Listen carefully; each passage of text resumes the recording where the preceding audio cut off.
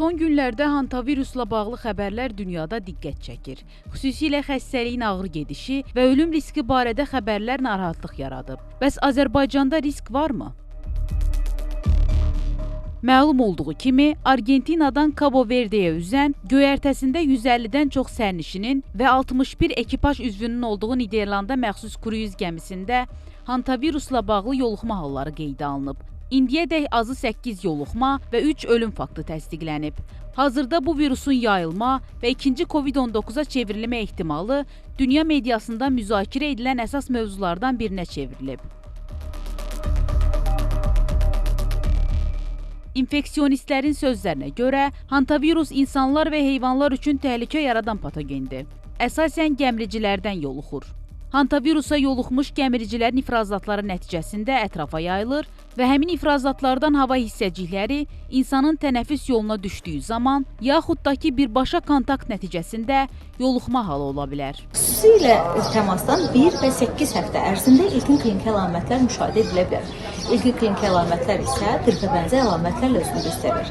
Yüksək hərarət, halsızlıq, əzginlik, əzələ ağrıları, baş ağrıları kimi əlamətlər özünü göstərir. Quru öskürək, davamlı quru öskürək olması diqqətimizi çəkir.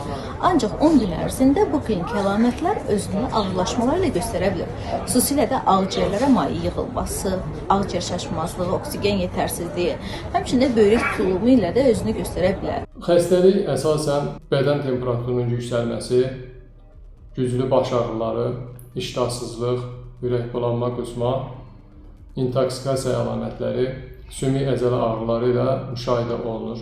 Əsasən iki forması var. Hemorragik sindromlu böyrək forması və pulmonar sindrom dediyimiz ağciyər forması. Bu iki formadan biri inkişaf edir və təəssüf ki, letallığı yüksəkdir. Bu xəstəlik koronavirusda olduğu kimi pandemiya törətmək qabiliyyətinə, potensialına malik deyil. Çünki bu xəstəlik koronavirusda olduğu kimi hava damcı yolu ilə insandan insana yoluxmur. Səhiyyə Nazirliyindən sorğumuza cavab olaraq bildirildi ki, hazırda Azərbaycan ərazisində hantavirus infeksiyasına şübhəli və ya təsdiqlənmiş yoluxma halları qeydə alınmayıb.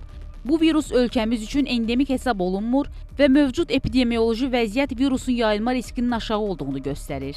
Hantavirus əsasən siçan və digər gəmiricilər vasitəsilə yoluxa bilər.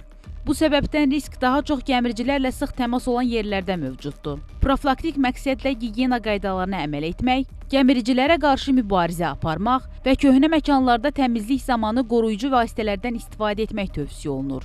Nazirlikdən qeyd olundu ki, hazırki vəziyyət əhali üçün narahatlıq doğurmur və epidemioloji durum müvafiq qurumlar tərəfindən daim nəzarətdə saxlanılır. İlham Əkəliyeva, Xəbər Ertəsi.